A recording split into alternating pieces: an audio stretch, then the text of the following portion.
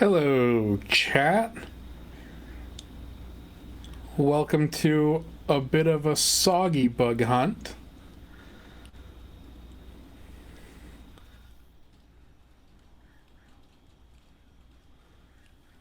Well, Chaos, hello. Sorry. sorry. Amanda, thank you for the raid that I was definitely not aware of at all. Goddess, Bumblebee, Dan, probably like 4 more Dans too. I know I said that last week, but there's so many of you guys. Cat Keyboard, Pigeon, another Dan. I was right. Sure, baby Alexis, hello. Phoenix, Famrat, Tortilla, Gremlin, Amanda's here. Honeybee, it's your birthday on Saturday. Happy birthday. Early. Hopefully we have birthday bugs. Tresno, hello. Nuclei, I am out here in Arizona. We are dry as bone. We tend to get all of our rain in the winter, so usually like January to early March. And then we also have monsoon season later in the summer from like July through mid-September. This period that we're in right now, like the April, May, early June part of the year, is actually, in fact, the driest, kind of most miserable part of the year, because you know it's not going to rain again until the monsoons come, and it's just hot post like the spring bloom.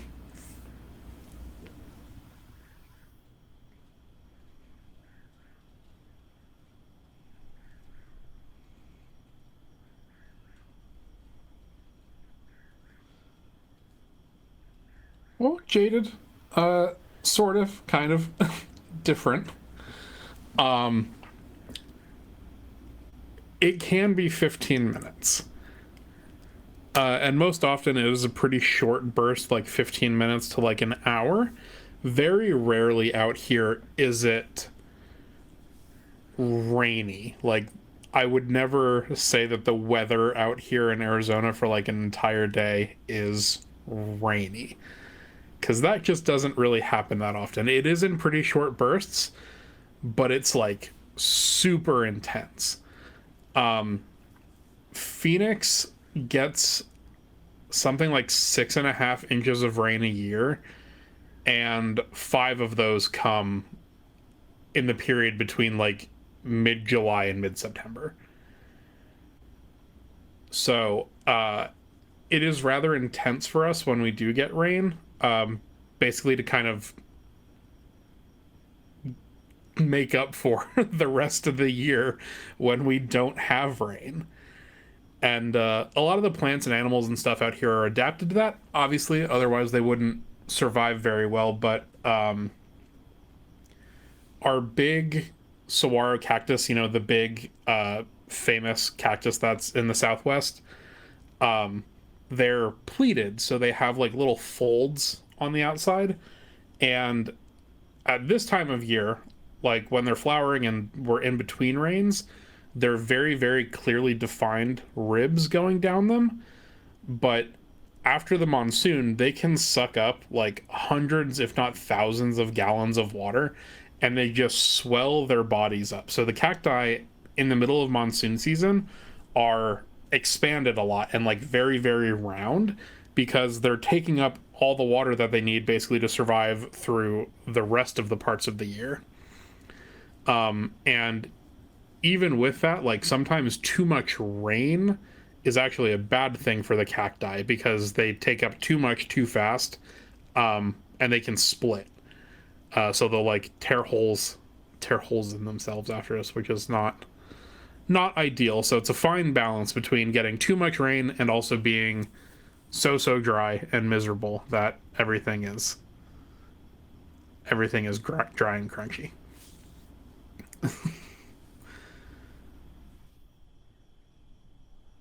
Jaded, yeah, I think a lot of plants will kind of uptake water until failure. We have a lot of other plants that have varying defenses against the sun and the heat. There's a lot of things out here that have very small leaves because that means there's less surface area for water to evaporate out of. A lot of the time, the plants also have somewhat waxy leaves, so like with succulents and things like that, the leaves are thicker and they're able to hold more water, but they also have this like waxy coating on the outside to basically trap all of their moisture inside and prevent evaporative loss. And then you also have a lot of plants that will have like white hairs on the leaf or some sort of like white or light colored or even sometimes reflective, not like mirror reflective, but like the idea with those, the hairs on the leaf and on the stem is that since it's white, it bounces a lot of that sunlight back off of the plant rather than absorbing it. And if they're keeping their average temperature down by reflecting more of the sun, again, they get to preserve more water. So desert adaptations are really, really cool. Yeah,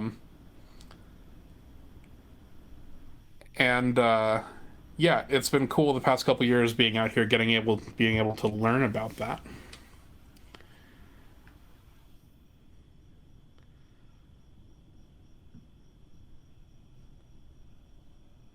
Nuclei, yeah. So when it does rain, the hairs also help them hang on to dew, and a lot of the plants in general tend to funnel leaves down to the center or down to the stem or the roots. So a lot of plants out here in Arizona, like thinking about like the agaves and the yuccas and things like that, like the succulent types of plants, they all come out of like a central area, so all of the rain will hit the leaves and then funnel down directly into the middle of the plant. But I can turn this into a bug talk now that we've done plants for a couple minutes. There are insects that do this too. There are darkling beetles, which we've seen plenty of here on Chat Chats. They're the big kind of slow-moving dark-colored beetles that, if you're familiar with like mealworms for reptile food, it's that same group of beetles. In a lot of desert environments, so including here in Arizona, but they're very, very famous for doing it over in the Sahara Desert in Africa, they will fog bask. So, in the desert, you do still get fog and condensation in the morning, but because it's a lot of sand out there, there's not a lot for the water to actually settle on for organisms to be able to utilize it.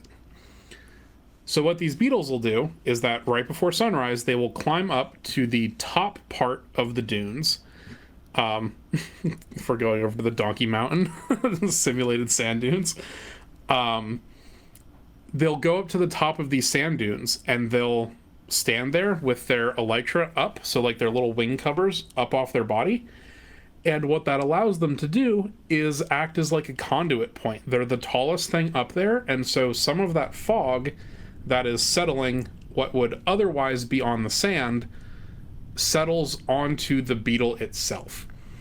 And they have these special grooves right around the edge of where their wing covers are that allows them to uptake that water and kind of carry it under their elytra, sort of like the isopods do with their pleopodal gills, or pleopodal lungs, excuse me. They keep them covered, and so they're able to get their access to water that way, basically by drinking fog that has settled on their bodies. Beetles are magic. Yes, I agree. And there are other things that, well, you know, the desert adapted beetles do too. I'm sure you've all heard of or seen the blue death feigning beetles. They're another type of tenebrionid. Darkling beetles do a lot in the desert. They have a lot of diversity in the desert, so lots of different species. And even if they're not fully blue all the time, there are a lot of other tenebrionids that will have sort of this like light blue waxy coating. And just like the plants, that waxy coating helps them seal in water and also reflect sunlight when they're out during the day. So it does sort of work like sunscreen. It keeps them from absorbing so much of the heat, because the blue death veining beetles will go out during the day sometimes. Not super often, you know, I definitely do find them most at night, but the darkling beetles that we see at Alveus here, like the really big ones, are almost always completely black.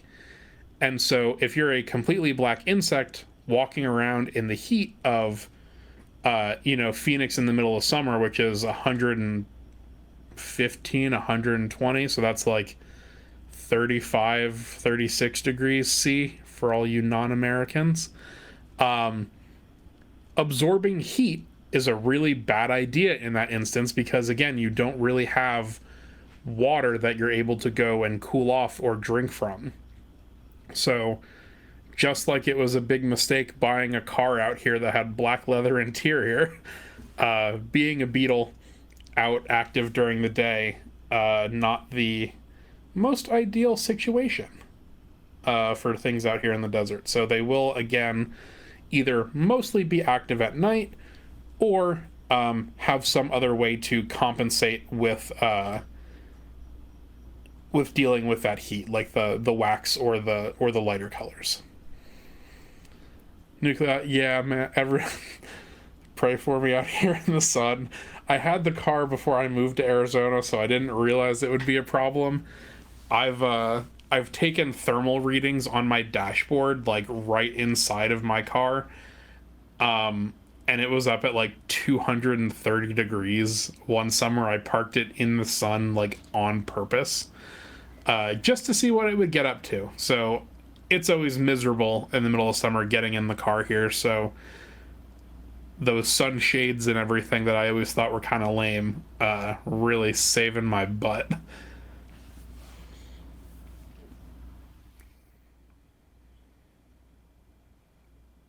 Branded with the seatbelt buckles. Yeah, absolutely.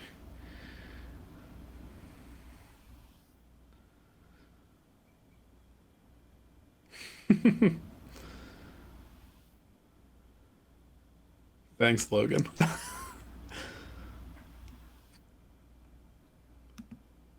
Yeah, I definitely, I feel like I could bake in there. You know, leave them long enough, a full day in 200 degrees. You know, cookies usually only take like 15 or 20 minutes at like 350. So 250, you just leave them in there for a couple hours and they should be good.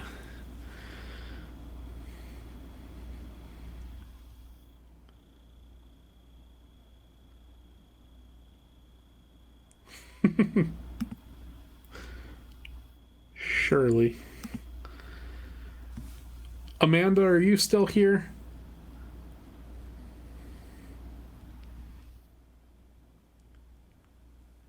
Y'all, in case you didn't know, Amanda, wonderful animal care staff here at Alveus,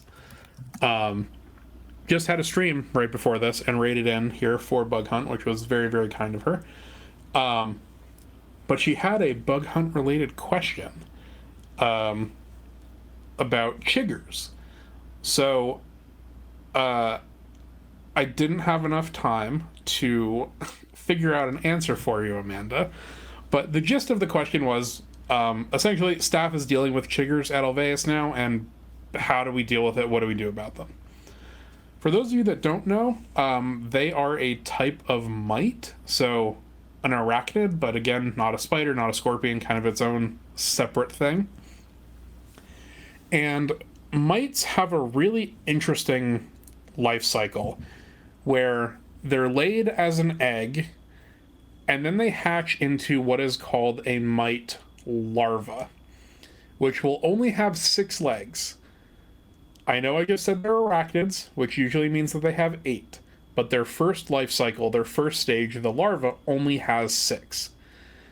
Then they'll molt again into the proto-nymph stage, which will have 6 legs plus kind of 2 little leg nubbins. And then once you get into the Pseudo-nymph stage, that is the last stage before reproductive viability if you are a mite. And then once you shed again, you are a full-blown adult mite ready to do adult mite things. But chiggers are a specific group of mites, and their larval stage, so their first stage after the egg, their 6-legged baby stage, are parasitic, and they feed on blood. In general, it's mostly animals, but if you do have them on property and you walk through them, you will unnecessarily obtain them, and it's not fun. So they bite, and then a couple hours later, they itch like crazy. So a myth about them is that a way to deal with the bites is to put nail polish over them, because supposedly it suffocates the mite in there and kills them. This is not true. The nail polish works, but not for that reason. So when they're feeding, the mites will go, they will bite, and then they'll leave. They don't stay on you, and they don't burrow in your skin, which is another part of the myth that I adamantly disagree with. They certainly do not happen. And so people are like, oh yeah, put the nail polish on it because it'll suffocate the mite in there. It doesn't do that. It actually just smooths over where the bite is, so it makes it harder for you to itch what they are.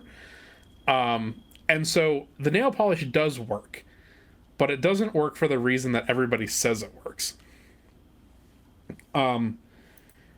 And yeah, they hang out in plants like tall grass. I saw somebody say Spanish moss in the southeast is definitely yeah, Nikki, they're definitely in that as well.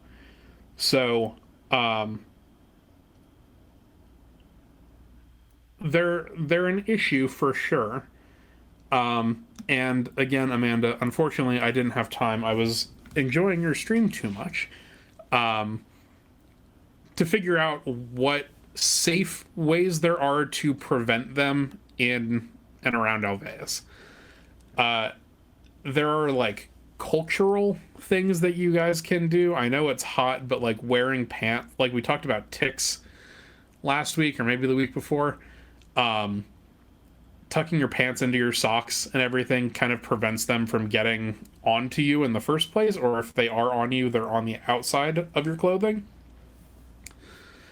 You can also put, DEET or something, some safe-ish insect repellent around your shoes, but I imagine that would be difficult with the foot spray and stuff for the birds and all the other little critters around. So I will look more into it, and I will message one of you guys about it if I come up with an answer, because everything that I was finding was basically just cut the grass and they'll have less places to hang out. And I know that kind of defeats the purpose. We want pasture grass, and we want all this cool foliage here in the wolf enclosure, so cutting it all down is counterproductive.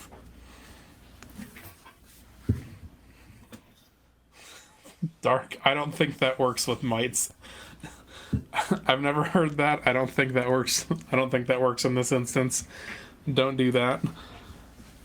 Lava Lampfly, I think it probably would. Colton, we're not here to spread misinformation. That's not what we do here. Yeah, you can also put calamine lotion on it. I know that's what I use when I get chigger bites, or poison ivy or anything like that. So that's the funny pink lotion that you put on. That is my recommendation for dealing with it. I've never actually used the nail polish method, but I would imagine it would work for other bug bites. You know, it kind of covers it up and makes like a presence on it, so something is always touching the bug bite, so you might like psychosomatically trick yourself into feeling like, oh, it's been itched, so it's not itchy anymore. I've never tried it, Lava, but like next time you get a mosquito bite, put some nail polish on it and report back. I love chat science.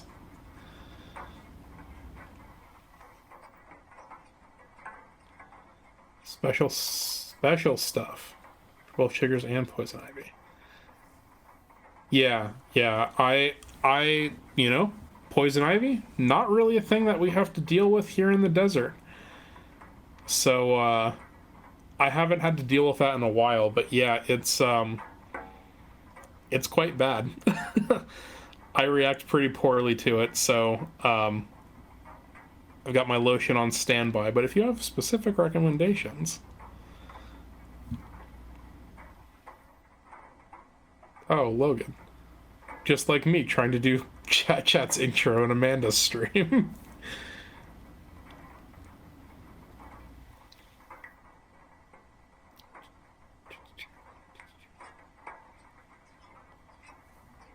Anyone else have any new bug news, fun bug sightings from the past couple of days since last week? I've got some other stuff to talk about, but if y'all have anything.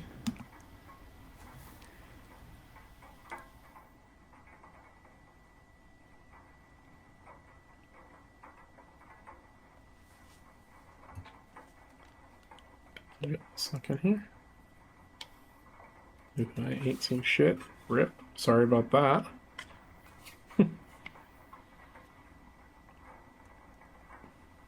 No? Slow bug week for everybody?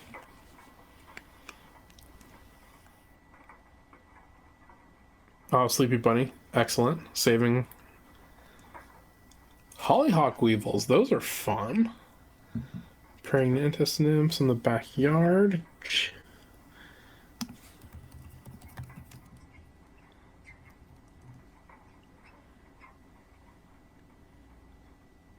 Soggy bugs, pretty wet. I saw a couple of videos of the assassin bug on Reddit and how they could use tree sap to catch termites, and they supposedly stay on one tree their whole life. Yeah, they can. A lot of insects have a pretty wide species distribution, you know, meaning they can be found in a lot of different places, but individuals don't, you know, depending on lots of factors, and one of the big ones being food availability, they don't have to go very far. I know sometime last week during animal care chats, staff was looking at some scale insects that were on the trees in the fox enclosure. And female scale insects will basically be sedentary their entire lives. So the males are flighted and will be able to fly between different plants of whatever specific plant it is to find females. However, female scale insects will basically poke their mouth parts down into the stem of a plant or, the branch of a tree, and will essentially cement themselves there. They will put out waxy secretions to kind of glue themselves to the branch, and in some really extreme cases, there will actually be plant fibers and like very small tendrils of fungus that will grow from the plant into the bug and just hold it on there. So they don't have to move. You know, they have literally everything they need right there. Their mouth is tapped into an unlimited food supply. They don't have to move to find a mate because the mates will come to them. So they don't move their entire lives, and that's pretty normal for most scale insects. Assassin bugs do tend to be more mobile. A lot of them fly. A lot of them can fly, at least I should say. So they're able to disperse, and very likely will go between a couple of different trees throughout the whole time. But if the food is really good, there's not a lot of competition. You know, they're not getting eaten by predators, and they have access to mating and things like that on one tree. I bet they could. I bet they could live their whole life on a single tree, feeding on termites. Wet cactus.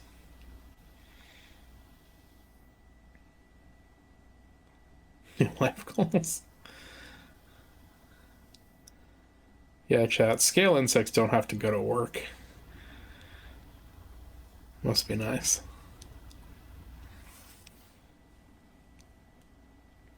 So one of the other, I would say probably the biggest insect news over the past week. Has anybody heard or seen anything about primary screwworm? AMS? Whole lot of nothing so far, but we're working on it. Logan's doing his best.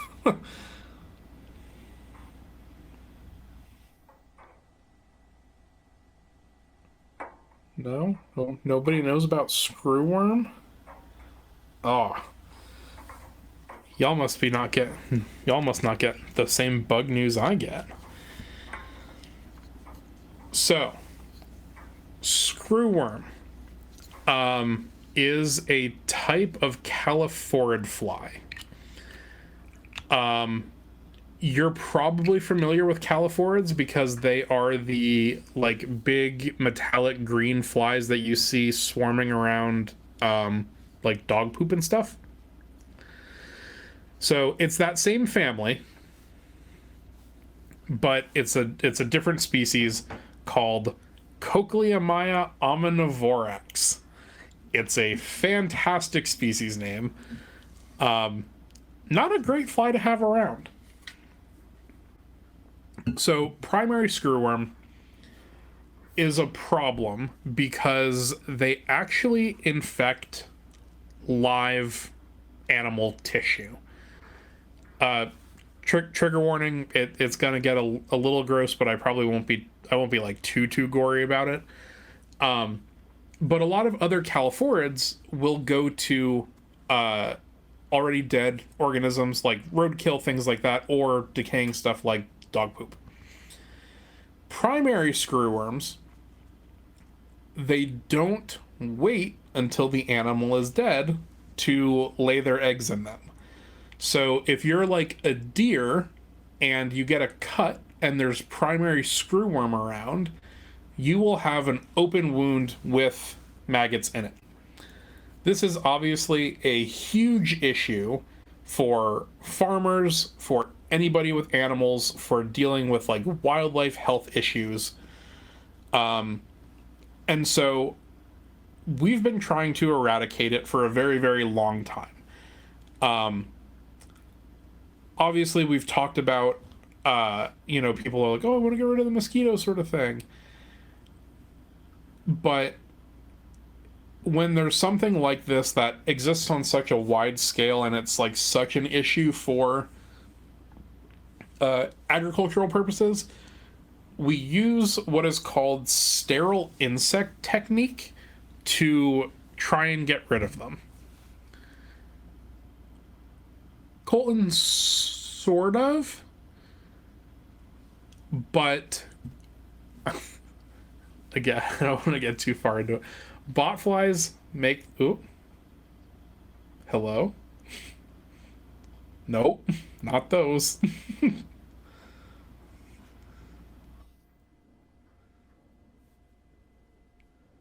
Not those, Logan. Botflies will basically be feeding on the gross decaying stuff that they make from being inside your body. The primary screwworms will actually be feeding like on the tissue itself, so they will make injuries worse. Which is, again, why this is a problem. You know, if something gets injured and it, clears up after a while, that's fine. But these flies will go in and eat the living tissue and cause an even bigger problem. So in the 1960s, we successfully eradicated primary screwworm from the United States. We did it through this thing called sterile insect technique, which only works if the females of that particular species will only mate once in their lifetime. If they mate once in their lifetime, then they can go off and produce new flies. However, if you use sterile insect technique, what you do is you mass rear a ton of flies, like millions and millions and millions of flies. And they will rear them in a lab and basically put them through an X-ray to sterilize them. So they've dialed it down to where they can irradiate the insect to a certain point where it kills its ability to reproduce. It kills the sperm in the male flies, but it doesn't actually kill the fly itself. So then when you have like a couple million flies or a couple million fly pupae, you can go and drop them out of a plane most of the time and essentially overload the market. If you have 5 million sterile flies that you're introducing into an area with primary screwworm that only mates once as an adult, the females do at least, the likelihood of that female mating with one of the sterile males is really, really, really high. And so because they've mated with a sterile male, they then cannot reproduce again in their lifetime because they mated with this male that doesn't actually allow them to produce a viable offspring. And so, Amanda, no, they just dump them. They just dump them out. But as of a couple of weeks ago, primary screwworm was rediscovered in Mexico, and we had eradicated it all the way down through Central America, I believe. And so it's an ongoing project to kind of keep this mitigated and in areas where it's not as big of a threat to livestock. And so they've discovered it in Mexico, and that means it's getting a little bit close for comfort. The last big scare that we had with this, I think, was in like 2016 or 2017, when it started popping up in key deer, which is a small subspecies of whitetail deer that exists only down in the Florida Keys. So that was the last time it was in the US. We did a bunch of flies and we took care of it pretty quickly from what I remember. But now that it's in Mexico, we're trying to spread the area to affect as much of the area where it's currently existing as possible. And so there is a major renovation of a fruit fly research facility happening right now that we put a bunch of money towards. That's going to be rearing 60 to 100 million sterile screwworms a week. Not total, a week. And so they'll raise them up on artificial lab diets, get them to the pupal stage, zap them with the X-ray to sterilize them, and then we dump them out of a plane. They release all of these flies to saturate the market, basically, so the females that are existing in these wild populations only mate with the sterile males. And then because they've mated with sterile males, if they lay eggs, they won't be viable to produce a second generation of primary screwworm. And after we do this for a long enough time, there won't be any more screwworms that are out there that aren't sterile. So they won't be able to lay their larvae into the flesh of the live host, so it completely gets rid of the problem. So that's bug news for this week. That was like the biggest thing that I had seen this time was talking about the US's efforts into helping with this screw worm eradication project.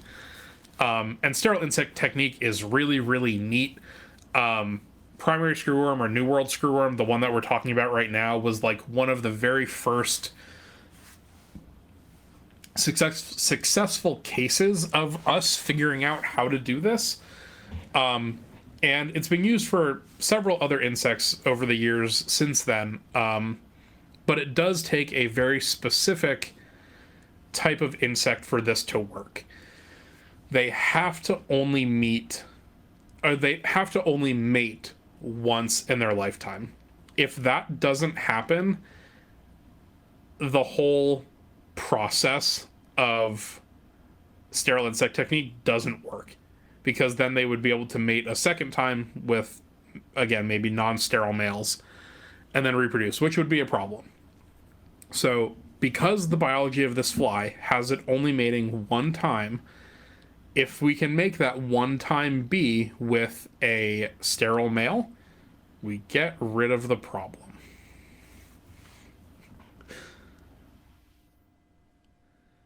Okay, let's catch up here.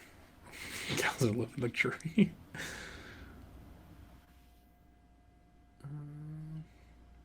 Florida, they have mosquito helicopters. Yeah, I mean, they could drop it from a helicopter. It doesn't have to be a plane.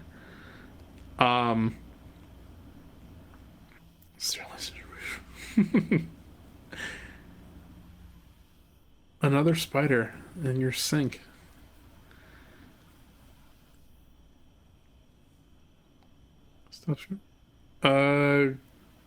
Goblin. I would imagine that those are probably spraying some sort of pesticide. I'm not familiar with what's exactly going on in your area, but a lot of mosquito spraying is done aerially because they're covering big areas. And so the best way to do that and like get spread of that pesticide or that whatever control method that they're using is by plane or by helicopter. I know they also have like mosquito trucks that they'll go around. If there's a particularly bad neighborhood, they can concentrate it a little bit more on like one certain area. But yeah, those planes are probably dropping pesticides, which is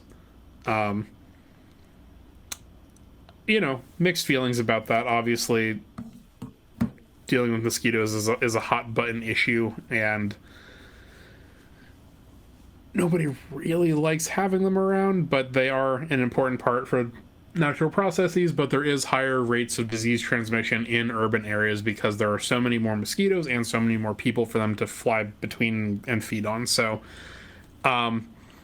it's a complicated thing. It definitely is. And I know some folks are very strongly opposed to the spraying because of the non-targets. So like harming things like bees, pollinators, other insects.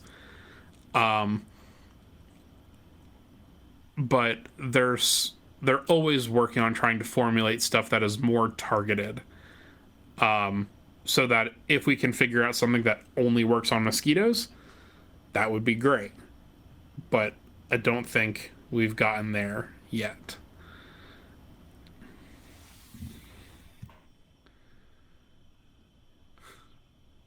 Tortilla consumed a lot of pesticides.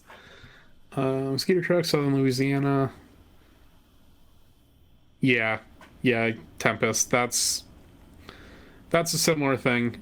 When I lived in Florida, we definitely had the trucks going by and stuff like that as well. But if you get beyond the them biting people thing, mosquitoes are actually really cool.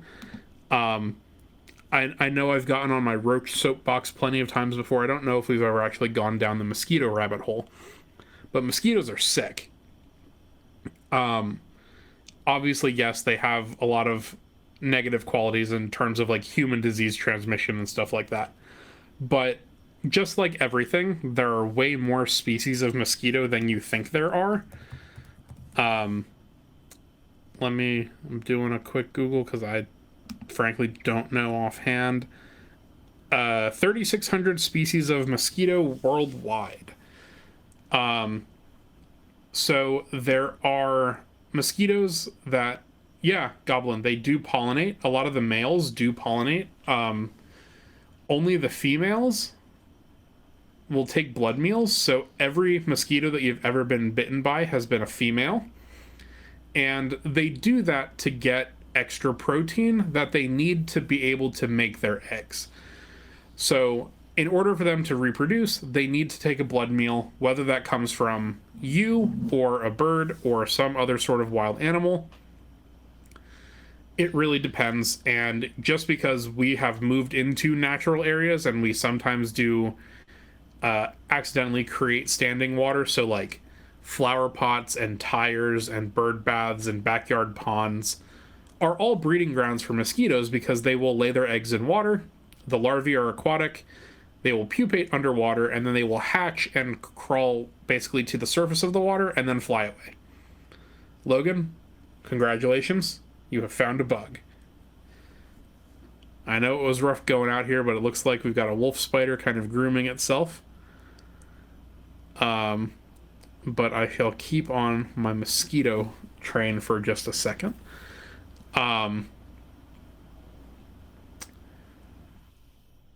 Tortilla, yes. I was gonna talk about Sabethes. It's the coolest mosquito. They've got these like big flags on their legs. It's really, really neat. They're canopy mosquitoes, so Sabethes live really high up in trees in Central and South America. I don't know what they have the brushes for, to be quite honest. I don't know. I just know that Sabethes are neat. In addition to Sabethes just being like a cool thing, you have other genera that are specialized on feeding on other types of organisms. So the genus Uranitania is also really cool. They've got blue scales on them, so when you look at them under the microscope, they've got these really cool like blue highlights on the sides of the body and on the wings. And Uranitania are really interesting because they feed on amphibians. So rather than feeding on humans or anything like that, they exclusively get their blood sources from like frogs and toads, which is really, really cool. I have a friend who has done a lot of work with mosquitoes in Florida, all the way down to the Everglades. And he's found some really cool stuff, gotten a lot of really interesting pictures of mosquitoes feeding, like, at the very thin skin around the eyes of, like, alligators and crocodiles down in South Florida, which is really cool. But he also found one, and it's the first known report of this, found mosquitoes feeding on worms underground. So right at the edge of water down in South Florida, like in the Everglades, I don't remember exactly where it was, but there are these worms that live in the muck that live close to the surface because they do still need to breathe air. They will be close to the surface, kind of go under the mud, and then they come back up to breathe or whatever. And these mosquitoes will land on the dirt and wait for the worm to be right there at the surface and then bite the worm through the dirt, which I think is pretty cool. Screw worm. Sorry, y'all. I'm writing my note for the Chat's recap. If you don't know, I do all the links and images and stuff that gets posted here. Tortilla's a champ for sending me all these links. It's very, very helpful. I will recap what we talk about. And so if you have friends or yourself miss bug hunts in the future, in the bug cord, there is a link to all of the stuff that we've talked about for a while. I've been doing the recaps for quite some time. So if you ever miss anything, you can always hang out in there.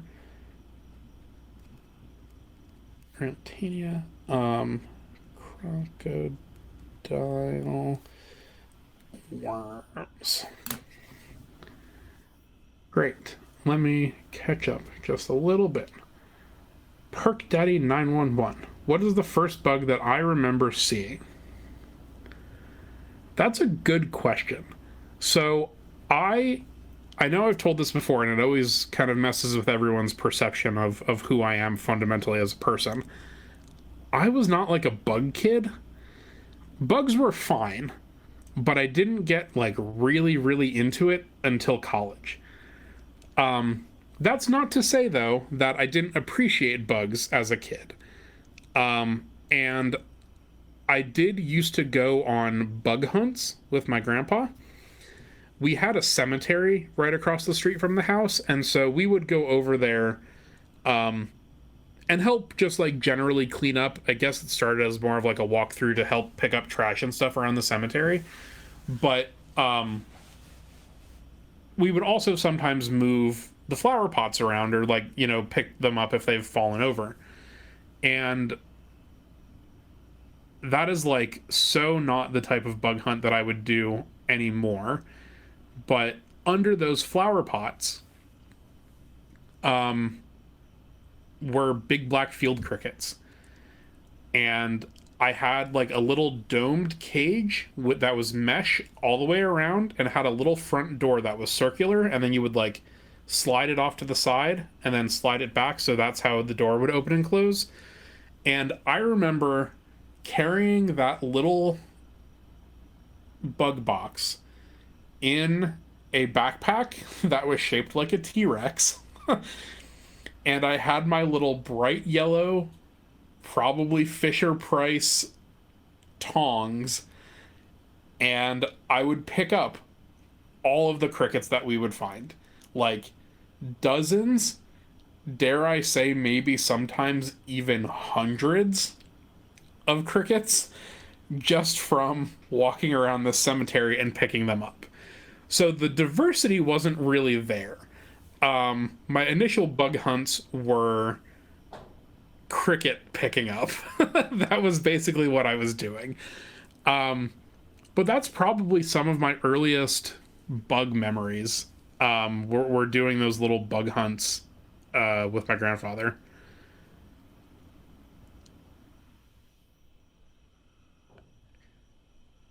Crickets worship me like a god. I've thought about every time I go home, I forget about this idea. I always have it like when I'm not at home. But I would like to do a comparison, like a like a what's in my bag type of video of like what I carry now when I go out in the field versus what I used to carry on bug hunts when I was like 5. I'm almost positive that T-Rex backpack is still around somewhere. And if I can't find it, I definitely remember it well enough to like piece it together from just like stuff on Google. So maybe I'll try to do that. I can't do that. It won't be like tonight's chat recap, but like bug hunt equipment as a child.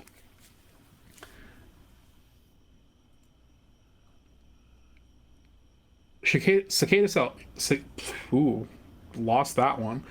Cicada shells and hang them on my bedroom curtains. Yes, that was fun too.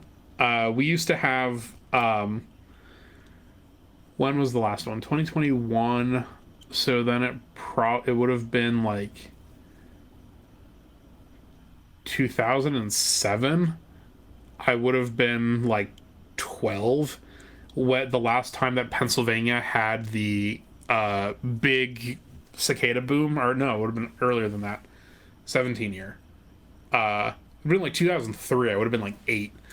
And I remember I didn't really understand why it was so much different that year than in years past. Like we had always found like 1 or 2 cicadas, but the big cicada mass emergence where you have like billions of them coming out every 17 years, that would have happened in my area in the early 2000s. And I was a kid, and I also absolutely picked those up and would walk around and, hang them off of my shirt and things like that. Don't bully me, Tortella. Get stick bugged, yes.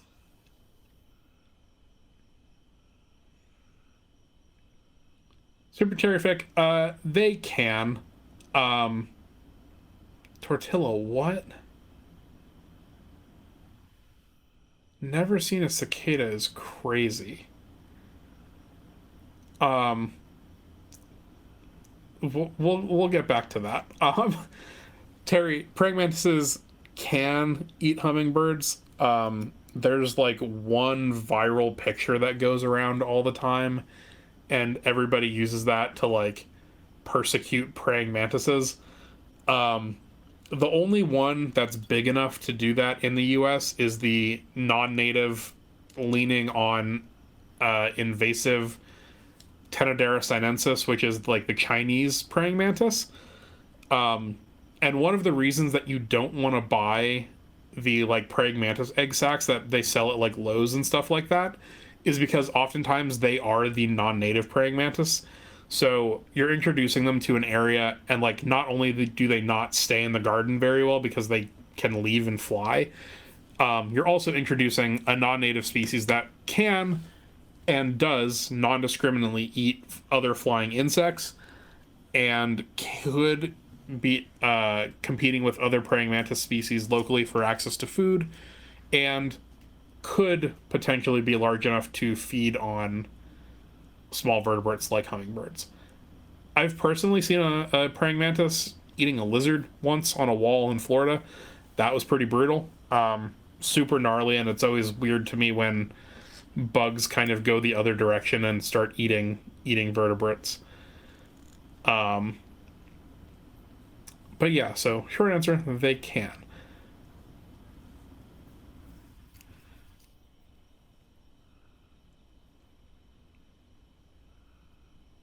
Mantids are metal. That's true. But yeah, cicadas. Cicadas are neat. That's always been like a really interesting bug topic, and it's one that the media picks up all the time because it is like such a massive phenomenon. I remember the last time, so it would have been Brood X during like 2021, up in the Northeast where I'm from. My mom picked me up from the airport, and we were driving down the highway, so like 65, 70 miles an hour, and I could still hear the cicadas outside the car buzzing because there were so many of them that even going that fast and over the noise of just like driving on the highway, I could still hear the cicadas. Um, I have some cool videos. After my best friend got married that trip, that's why I was coming home. And the day after the wedding, rather than driving back to my house, I drove over to New Jersey to a place where I knew that I could find all three species of periodical cicada at one time.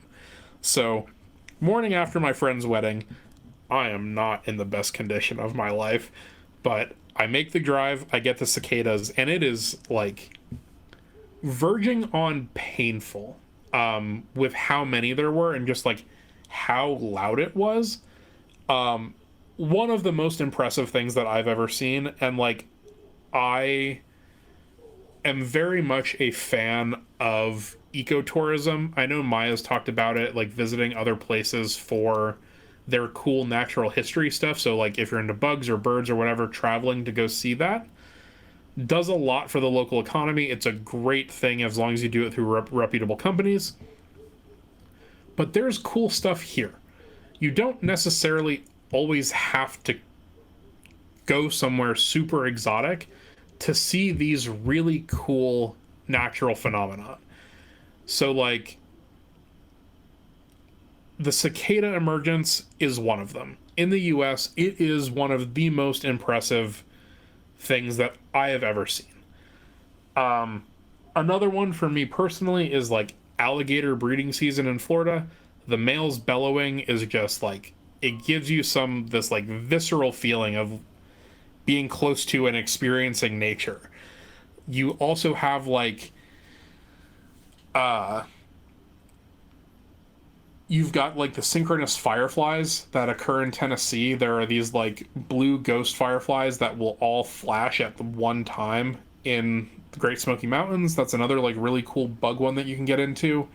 So I didn't expect to get on this like preachy high horse at the end here about like bug eco travel, but if you have an interest in this sort of stuff, you can find cool things to do locally that fulfill this like really basal emotion, at least for me, of like connecting with and seeing something in nature that is like pretty awe-inspiring.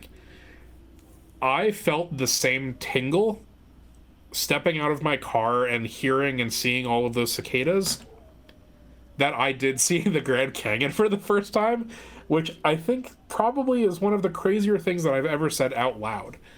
But like sitting here thinking about it, it gave me the same buzz. And so nature is cool. That is my wrapping up idea for tonight, is that cool stuff and nature is all around you. And I know a lot of you, particularly that are here, have a deep appreciation for nature. And we all love seeing the Alveus animals and stuff like that. But like, part of Maya's mission is to get us to care about their wild counterparts and other animals, because we form a connection with the ones that we have here at the sanctuary. And getting out and doing nature walks and things like that you can also post for show and tell is a really good way to do that and get a better connection with your local wildlife. And not that we don't all love our sweet baby cow that's several thousand miles away that we can feed with $5, but like connecting with your local natural history is super, super important, because the more you know and the more you care about your local situation, the more likely it is that you'll be able to the more likely it is that you'd be more invested in conservation projects in your area. And that's, again, like the whole thing of Alveus, right, is like getting you to care and connect with nature and stuff. So that's what we'll end it on. Speak of the devil, our sweet baby cow, and also a Sarah, who is also sweet.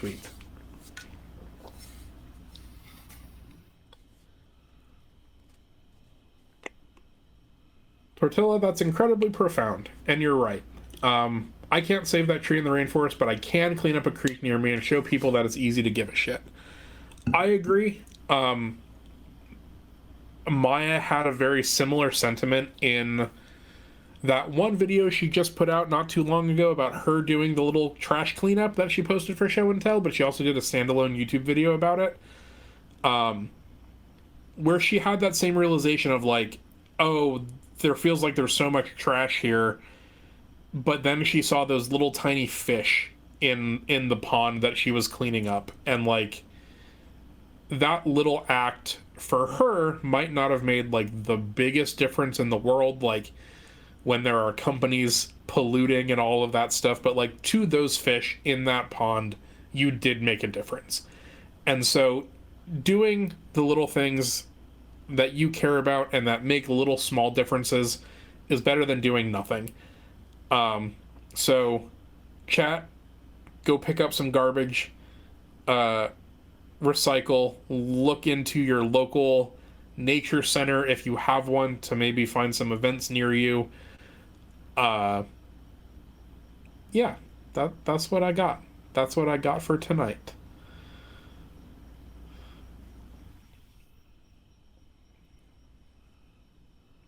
Aye, Captain. I would like to see reports of this. I hope you all do find something exciting to do over the next week or so. Post it for show and tell. Tell them Evan sent you. But no, I appreciate you all as always. Thank you for being here. It does mean a lot to me, and that, you know, I have this platform and get to talk to you all about fun bug stuff every week makes my week, and I'm glad that you all enjoy it. I'm glad you all took the time to be here. So thank you as always for being here, and thank you as always for our wonderful camera driver Logan. Does the best he can given the lack of buggy circumstances. So Trooper, we appreciate it so much.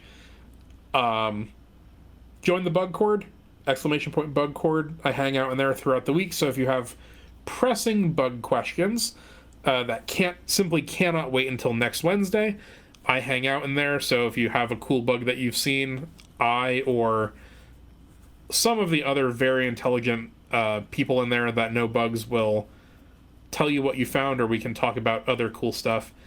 And I will also post the recap in there about what we talked about this week, which includes screwworm, mosquitoes, my bug hunt equipment as a child, and cicadas. But I'm going to expand this to nature phenomenon. So also I'll post about the synchronous fireflies, which I know I kind of barely touched on, but that's another cool thing that we might save for next time. All right, y'all. Have a good night. See you back here, same time, same place next week for another Alveus Bug Hunt. Have a good night.